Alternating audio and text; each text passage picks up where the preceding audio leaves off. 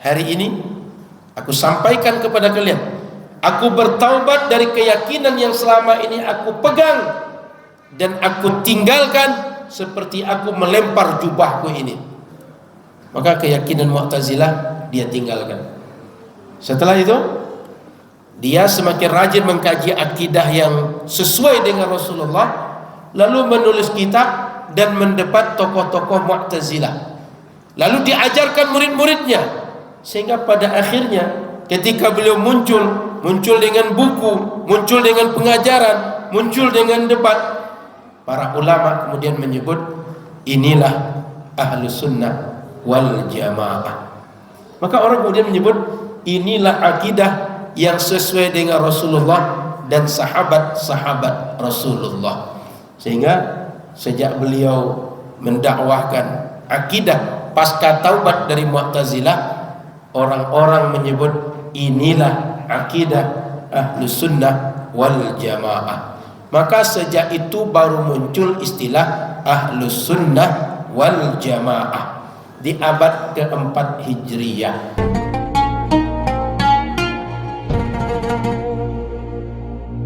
Assalamualaikum warahmatullahi wabarakatuh. Bismillahirrahmanirrahim. Alhamdulillahirabbil alamin. Allahumma shalli ala sayyidina Muhammadin. Qala subhanaka la ilma lana illa ma 'allamtana innaka antal alimul hakim. Wa qala rabbi shrah li sadri wa yassir li amri wa hlul 'uqdatam min lisani yafqahu qawli. Alhamdulillah, Bapak Ibu jemaah Masjid Al-Munawwarah, kita bersyukur pada Allah Subhanahu wa taala di malam yang ke-7 Ramadan 1446 kita masih diberikan Allah nikmat bisa puasa, sholat malam, dan bisa pula pengajian di malam hari ini. Mudah-mudahan semuanya termasuk yang mendapat Lailatul Qadar. Amin ya rabbal alamin. Selawat berangkai salam kepada Rasulullah sallallahu alaihi wasallam. Mudah-mudahan kita semua di akhirat patut bersama Nabi Muhammad sallallahu alaihi wasallam. Amin ya rabbal alamin. Sebelum saya masuk ke dalam kajian kita, saya bacakan satu hadis Nabi sallallahu alaihi wasallam yang diriwayatkan oleh sahabat Rabi'ah bin Ka'ab Al-Aslami. Sahabat Rabi'ah ini beliau biasa membantu Nabi, berkhidmah kepada Nabi dalam urusan pribadi Nabi. Jadi kadang hal-hal harian Nabi, beliau biasa bantu Nabi, biasa menyediakan dirinya untuk membantu Nabi. Apa kata beliau? Kuntu abitu ma'a Rasulillah sallallahu alaihi wasallam. Suatu malam saya nginap di tempat Rasul. Ini katakan masjid ini rumah Rasul, tapi tak sebesar ini rumah Rasul. Rumah Rasul itu kecil. Lalu di bagian luarnya beliau nginap. Malam hari Rasul sallallahu alaihi wasallam pergi wudhu untuk salat malam. Maka kata sahabat Rabi'ah, fa'ataituhu biwadu'ihi hajatih. Saya bantu Nabi untuk membawa air untuk berwuduk Nabi dan untuk menunaikan hajat Nabi. Di Arab itu air tak semudah kita. Maka orang Arab biasanya air ditampung di dalam, kalau sekarang katakan kayak galon, kayak dirijen. Kalau wudhu itu dibawa dengan galon, dengan dirijen, supaya tak susah menumpahkan, dibantu oleh sahabat Rabi'ah. Jadi Nabi tinggal wudhu, sahabat Rabi'ah membantu menuangkan. Faqala li, setelah selesai berwudu, berjalan menuju masjid, kata Nabi di masjid, sal Rabi'ah, mintalah. Maksudnya, engkau minta apa, aku akan doakan kepada Allah sehingga permintaan engkau terkabul. Sebab waktu sekarang ini waktu doa makbul, karena di waktu ujung malam. Fakultu, kata sahabat Rabi'ah, as'aluka murafaqataka fil jannah. Saya minta satu aja Rasul, bersama dengan engkau di dalam surga. Bapak-bapak kalau ditanya di surga nanti mau dengan siapa Pak? Mau dengan ibu-ibu tuh? Ibu-ibu mau dengan bapak-bapak nih Pak? Orang ini kok takut dengan pasangan di surga nanti? Ustaz, di dunia aja dah takut kami bersama Ustaz, apalagi di surga Ustaz. Jadi beliau ingin bersama Rasul dalam surga. Rasul nanya, awal dzalik, tak ada yang lain, cuma itu aja, tak ada permintaan kau yang lain, cuma satu bersama aku di surga. Qultu huwa dzak, Rasul, itu saja cukup, satu aja dah cukup, bersama engkau dalam surga. Qal fa'inni ala nafsika bikasratis sujud. Kata Nabi, tolong aku untuk mewujudkan permintaan engkau itu dengan cara banyak sujud. Banyak sujud ini sebenarnya adalah, kata Nabi, banyak solat. Karena orang tak mungkin dia sujud saja, tapi orang sujud itu banyak solat. Dan solat yang diinginkan Nabi di sini pasti bukan solat wajib. Kenapa? Solat wajib sudah ada perintah sendiri. Tak diperintahkan Nabi pun sahabat-sahabat sudah mengerjakan. Maka yang dimaksud oleh Nabi adalah perbanyak solat sunnah. Jadi hadis ini mengajarkan kepada kita, kalau ingin nanti di akhirat bersama Rasulullah dalam surga, perbanyak solat sunnah. Mumpung di Ramadan ada salat tarawih, setelah itu ada pula witir. Syukur-syukur kalau nanti malam bangun tambah lagi tahajud. Dan di siang hari salat isyraq, salat duha, salat awabin, salat qabliyah, salat ba'diyah, salat tasbih, dan segala salat sunnah buat sebanyak-banyaknya. Lebih baik lagi di Ramadan ini solat sunnah dibuat sebanyak-banyaknya dan Quran dibaca sebanyak-banyaknya dalam solat. Sahabat-sahabat Nabi kalau sudah Ramadan itu banyak Quran mereka baca dalam solat. Sehingga sahabat Utsman bin Affan dalam satu solat khatam 30 juz Al-Quran. Kita berapa hari khatam Quran? Sebulan kadang-kadang tak juga khatam. Satu solat khatam sahabat Utsman bin Affan. Maka saya sengaja bacakan hadis ini mumpung di Ramadan, sedang suasana ibadahnya bagus. Ibarat orang panen. Jika di musim durian kita tak panen durian, di luar musim durian lebih tak bisa diharapkan dapat durian. Kalau di musim amal kita tak beramal, di luar Ramadan lebih tak bisa diharapkan beramal.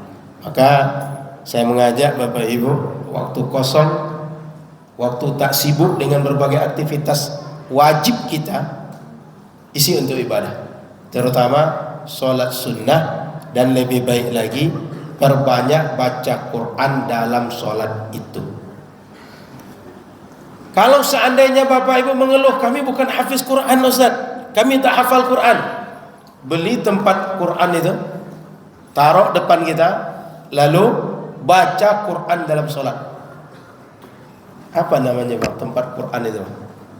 Kayak imam-imam itu, apa namanya Ustaz? Tapi terbayang stand tempat naruh Quran itu, terbayang ya? Beli tempat itu.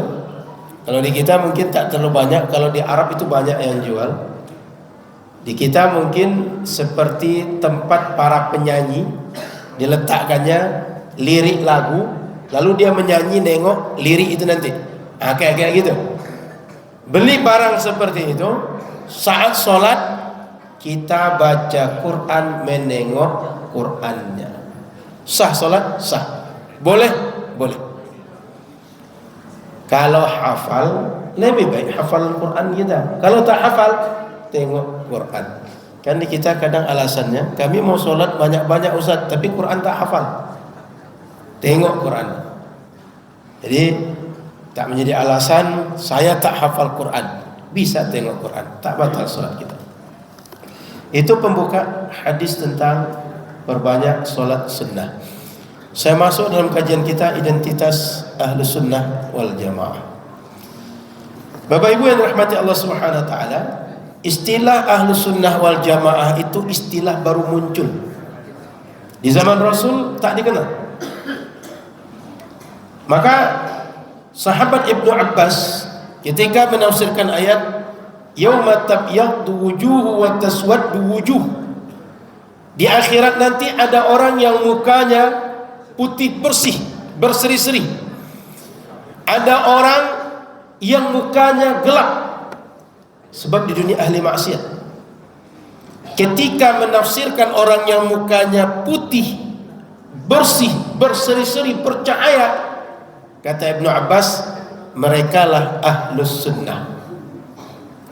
Tapi itu baru menjelaskan tentang orang yang mengikut sunnah Nabi, belum untuk karakter siapa yang akidahnya benar sesuai dengan Nabi. Maka setelah Khalifah Utsman bin Affan, kekhalifahan pindah kepada Sayyidina Ali bin Abi Thalib, umat Islam muncul banyak riak, Pak. Karena ada orang-orang yang tak suka dengan Islam mengompor-ngompori. Pada akhirnya terjadilah perang antara Sayyiduna Ali dengan Sayyidah Aisyah, disebut dengan perang Jamal.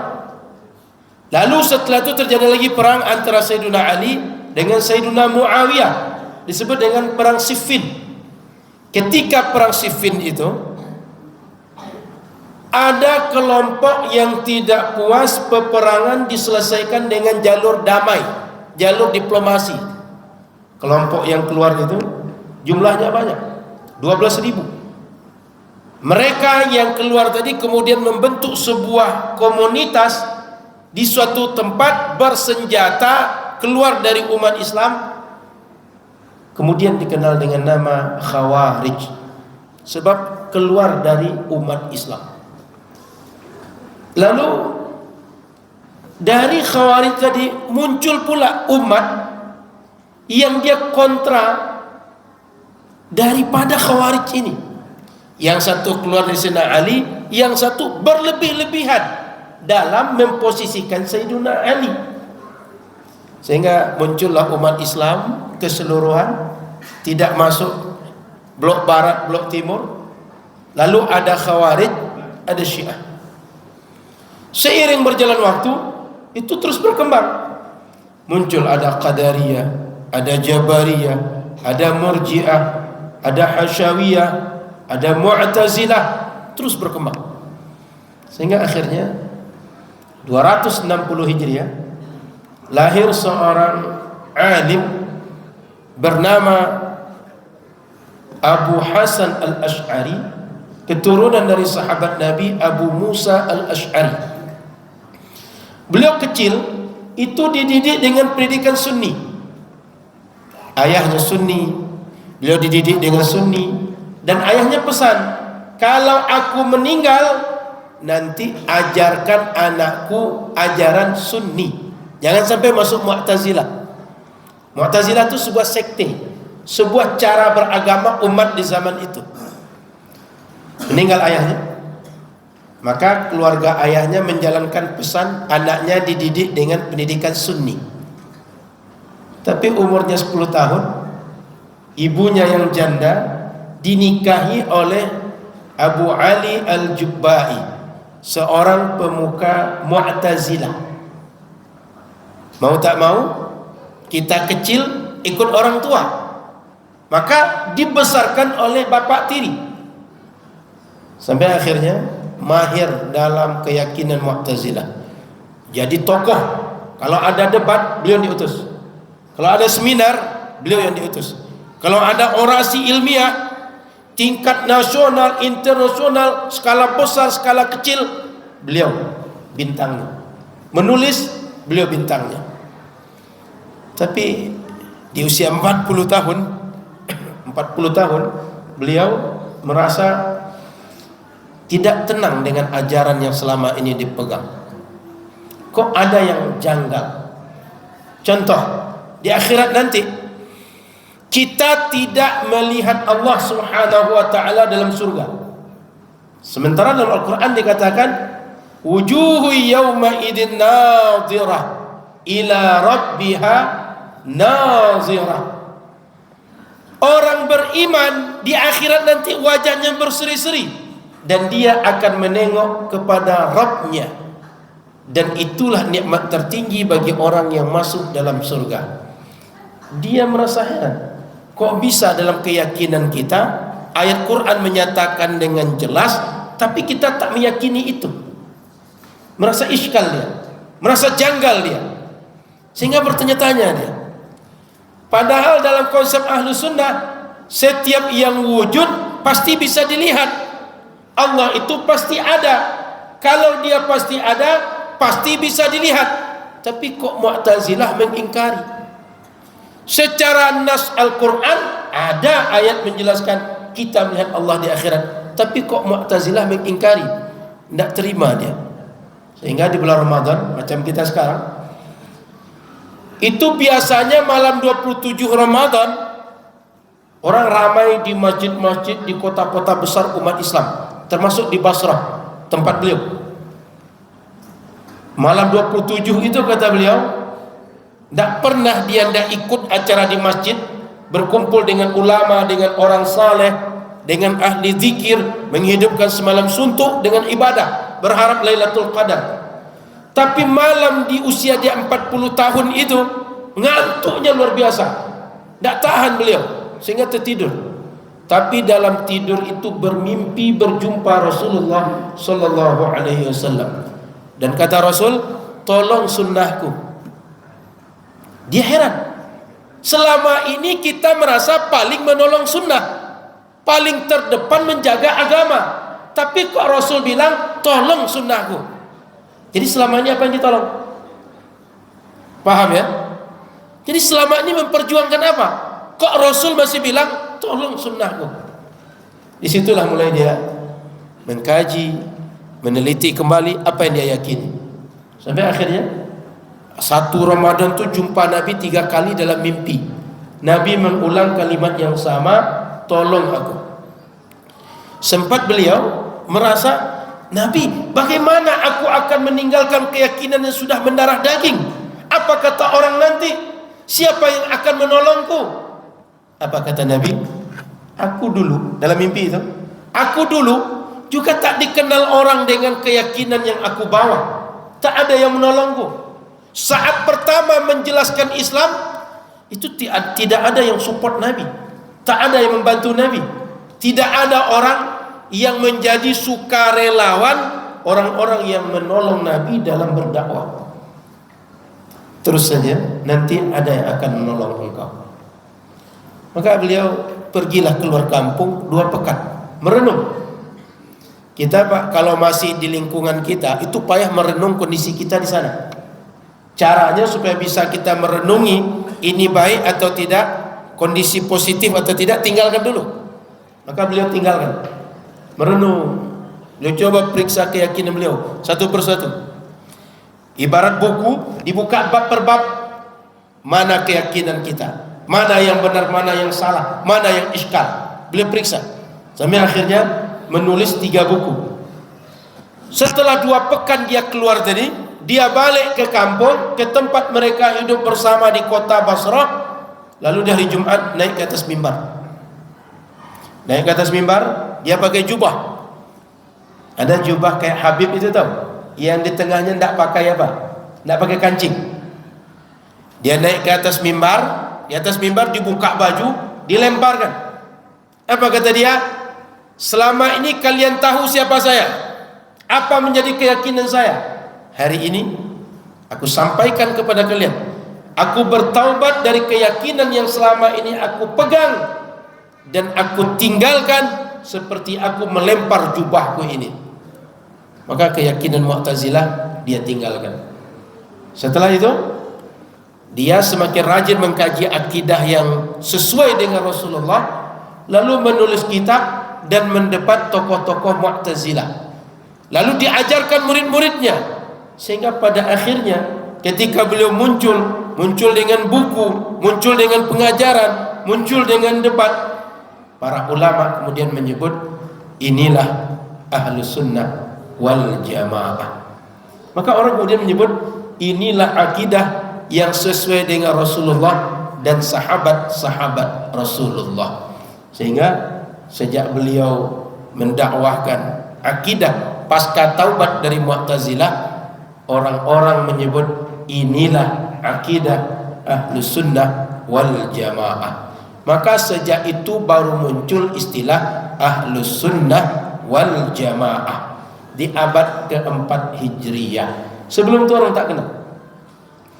Maka Bapak Ibu yang dirahmati Allah, kalau ada orang menyebut Ahlus Sunnah wal Jamaah dalam kajian kitab-kitab, dalam kajian ilmiah, itu selalu orang maksudkan untuk Imam Abu Hasan Al-Asy'ari dan yang akidahnya sama dengan akidah Imam Abu Hasan Al-Asy'ari.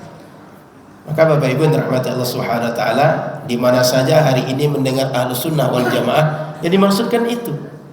Kalau ada yang memaksudkan selain itu, mereka mesti mengajukan bukti. Apa buktinya dia disebut Ahlus Sunnah? Bukti historis, bukti ajaran. Kalau Ahlus Sunnah historisnya jelas dan ajarnya bisa diuji. Kita tengok apa identitasnya. Dalam akidah, apa saja kitab yang kita kaji, itu babnya cuma 3. Pembahasan pokoknya cuma 3, tidak lebih dari itu. 1, ilahiyat, membahas tentang ketuhanan, teologi. Bagaimana sifat Tuhan? Apa dalil sifat Tuhan? Yang kedua, nubuat, tentang kenabian. Apa itu nabi? Apa itu rasul? Apa sifat nabi? Siapa nabi dan rasul? Apa itu mukjizat? Apa mukjizat nabi dan rasul? Dibahas. Yang ketiga, ghaibiyat atau sam'iyat. Ghaibiyat atau sam'iyat ini maksudnya informasi Al-Quran yang harus kita yakini dan dia bersifat gaib. Contoh, orang kalau meninggal berada di alam barzakh. Ketika di alam barzakh datang 2 orang malaikat bertanya. Lalu setelah bertanya dapat nikmat atau azab kubur. Lalu nanti setelah dunia berakhir terjadi kiamat. Setelah kiamat terjadi manusia dibangkitkan. Ketika dibangkitkan berkumpul di mauqif. Lalu dihisab, ditimbang amal lewat siratal mustaqim. Nanti merasakan telaga Nabi Muhammad masuk surga atau tak masuk surga. Itu semua dibahas dalam as-sam'iyah. Maka 3 itu babnya cuma. Kalau Bapak Ibu bertanya, Ustaz, apa pula hubungan rukun iman yang 6? Beriman kepada Allah, iman kepada malaikat, iman kepada kitab, iman kepada Nabi dan Rasul, iman pada hari akhir, iman kepada qada dan qadar. Iman pada Allah sudah masuk bab ilahiyat tadi. Iman kepada Nabi masuk ke bab nubuwat, tinggal yang 4. Iman kepada malaikat, sam'iyat, masuk yang ghaibiyat, bab yang ketiga. Iman kepada hari akhir, masuk bab yang ketiga. Iman pada qada dan qadar, masuk bab yang ketiga. Kan kita tak bisa melihat bagaimana qada dan qadar itu. Tapi qada dan qadar itu adalah berita gaib bagi kita dan pasti terjadi dan kita imani. Lalu yang terakhir, beriman dengan hari akhir, masuk bab yang ketiga. Jadi 3 ini babnya bab akidah. Lalu apa ciri Ahlus Sunnah dalam masing-masing ini? Bila mengkaji tentang ilahiyat, Ahlus Sunnah meyakini Allah Subhanahu wa taala memiliki segala sifat menunjukkan kesempurnaan dan tidak ada satupun sifat yang menunjukkan kekurangan. Karena Tuhan itu adalah sempurna. Selagi tak sempurna bukan Tuhan. Selagi butuh kepada yang lain, itu bukan Tuhan. Tuhan itu sifat dasarnya sempurna. Maka ahli sunnah meyakini segala sifat yang menunjukkan kesempurnaan itu adalah sifat Allah subhanahu wa ta'ala. Dan sifat Allah yang maha sempurna itu menunjukkan segala sesuatu butuh kepada dia, dia tidak butuh kepada selain dia. Jadi Allah tak butuh kepada siapapun, Pak. Tapi selain Allah butuh kepada Allah. Kenapa selain Allah butuh kepada Allah? Pencipta itu cuma Allah, tak ada yang lain. Maka yang lain ada kalau Allah ciptakan. Kalau Allah tak ciptakan, tidak ada. Karena tak ada pencipta yang lain. Kalau hanya Allah pencipta, berarti semuanya selain Allah butuh kepada Allah untuk ada. Kalau Allah tak ciptakan, kita tak pernah ada. Kalau Allah tak ciptakan, langit tak pernah ada, arasy tak pernah ada, matahari tak pernah ada, bulan tak pernah ada, semuanya tak pernah ada. Kalau Allah ciptakan, baru ada. Maka ahli sunnah meyakini segala sifat menunjukkan kesempurnaan. Tapi kemudian umat bertanya, yang mana yang sempurna itu? Maka ulama ahli sunnah menunjukkan dalam Quran banyak sifat-sifat Allah disebutkan. Sebagian sifat-sifat itu ada dalil naqli, ada dalil aklinya. Maka oleh ahli sunnah, sifat-sifat yang menunjukkan kesempurnaan, bila kita bahas dalil naqli dan dalil akli, cuma 20 sifat yang pasti ada pada Allah. 20 pasti Allah tak bersifat dengan 20 ini, satu bersifat dengan itu atau tidak. Apa yang 20 Allah pasti bersifat dengan sifat itu? Wujud, qidam, baqa, mukhalafatuhu lil hawadith, qiyamuhu bi nafsihi, wahdaniyah, qudrah, iradah, ilmu, hayat, sama', basar, kalam, qadiran, muridan, aliman, hayyan, sami'an, basiran, mutakalliman. Coba kita tengok. Apa arti wujud? Pasti ada. Kalau pasti ada, maka wujud Allah itu tidak kadang ada, kadang tidak. Atau sebelumnya tak ada, baru ada. Kalau pasti ada, dia selalu ada. Maka dia tak disebut, tak dijadikan ada oleh siapapun. Sebab dia Tuhan yang tak butuh kepada yang lain. Kalau ditanya, apa dalilnya Allah bersifat wujud? Ini Quran ini berapa juz? Disebut dengan kalam Allah. Kalau ada kalam Allah berarti ada yang berkalam. Siapa yang berkalam? Allah. Jika kalamnya ada, yang berkalam pasti ada. Kalau Quran ada, berarti sumber Quran pasti ada. Secara nalar yang lain, kalau makhluk ciptaan Tuhan ada, pencipta makhluk pasti ada. Karena mustahil ada ciptaan, penciptanya tak ada. Maka Allah katakan dalam Al-Quran, innani anallah la ilaha illa ana fa'budni. Allah katakan bahwa aku adalah Tuhan, tak ada Tuhan kecuali aku, maka kalian ibadah kepada aku. Sifat yang kedua lagi, qidam. Makna qidam, kita mengartikan terdahulu. Dalam bahasa akidah, wujud Allah sebelum wujud segala sesuatu. Kenapa? Segala sesuatu berasal dari Dia, yang menciptakan Dia. Maka segala sesuatu ada setelah Dia ciptakan. Wujud Dia sebelum segala sesuatu. Sifat qidam. Apa dalam Qur'annya? Huwal awwalu wal akhiru wal zahiru wal batinu. Dalam Quran surah Al-Hadid ayat 4. Sudah itu sifat baqa, kekal. Tadi sudah kita sebut sifat Tuhan itu pasti ada. Kalau pasti ada, dia selalu ada.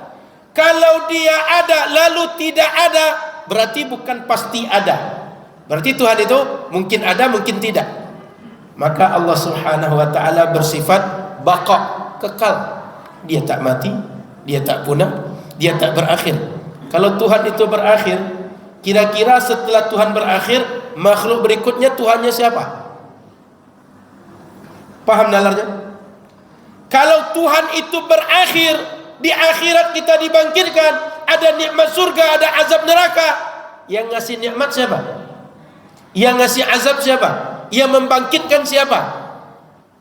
Maka Tuhan pasti kekal. Maka Bapak Ibu yang dirahmati Allah, sifat 20 ini adalah identitas keyakinan Ahlus Sunnah wal Jamaah yang bisa membedakan antara Tuhan yang hak dengan Tuhan yang batil. Kita kalau paham sifat 20 ini, tahu kita mana Tuhan yang hak, mana yang batil. Bisa kita menjawab segala syubhat, segala penyimpangan tentang Tuhan. Sehingga orang bisa saja mendakwa Tuhan kami begini, Tuhan kami begitu. Dengan sifat 20 bisa kita jawab, bisa kita bantah. Dan sifat 20 ini kalau ditengokkan kepada manusia atau diajarkan kepada manusia, segala kesempurnaan yang dikenal oleh manusia sudah terakomodir oleh sifat yang 20. Makanya sejak dahulu para ulama kita kalau sudah mengajarkan sifat 20, orang paham, insya Allah keyakinannya kuat, tak mudah berubah. Ini ciri dalam masalah ilahiyat. Masalah nubuat lagi. Masalah nubuat, Ahlus Sunnah meyakini para nabi punya 4 sifat wajib. Maknanya nabi pasti bersifat dengan 4 sifat ini. Orang lain tak akan bisa seperti nabi yang punya sifat 4 ini. Ini syarat kenabian. 1, siddiq, fatanah, amanah, tabligh. Siddiq artinya nabi itu jujur, tak pernah dusta. Kalau kita kadang-kadang ada juga dusta, sengaja atau tak sengaja. Tapi nabi seumur hidupnya enggak pernah dusta. Terjamin dia tak pernah dusta. Fatanah, cerdas, kuat nalarnya. Nabi itu akan diikuti. Sudah tabiat manusia, manusia mengikut yang lebih daripada dia. Kalau Nabi nalarnya sama dengan kita, apalagi di bawah kita, nggak akan mau kita ikut. Makanya kalau orang cerdas itu mau orang ikut dia. Kalau orang cerdas, dia bisa menjadi panutan dan rujukan bagi banyak orang. Nabi cerdas. Yang ketiga, amanah. Nabi itu zahir dan batinnya sama, sehingga tidak menampakkan sesuatu, menyimpan sesuatu. Maka Nabi itu terjaga dari dosa. Tak ada Nabi itu sifat munafik dalam dirinya. Lain kata Allah, lain disampaikan ke kita. Itu tak ada dalam diri Nabi. Beda dengan kita. Yang keempat, tabligh. Setiap yang Allah sampaikan syariat, yang harus disampaikan pada umat, disampaikan. Tak ada yang disimpan satupun oleh Nabi sallallahu alaihi wasallam. Ini ciri Ahlus Sunnah wal Jamaah. Meyakini para nabi dan rasul punya sifat yang 4: siddiq, fatanah, amanah, tabligh.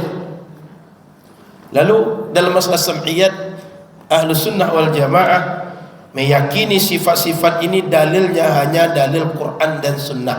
Tak bisa nalar di situ, tak bisa indra di situ, karena tak mampu nalar dan indra untuk meyakini itu. Maka Bapak Ibu yang dirahmati Allah Subhanahu wa taala, Ahlus Sunnah wal Jamaah, ini pertanyaan. Bukan ya? Saya takut kalau ada pertanyaan makin lama kita tarawih.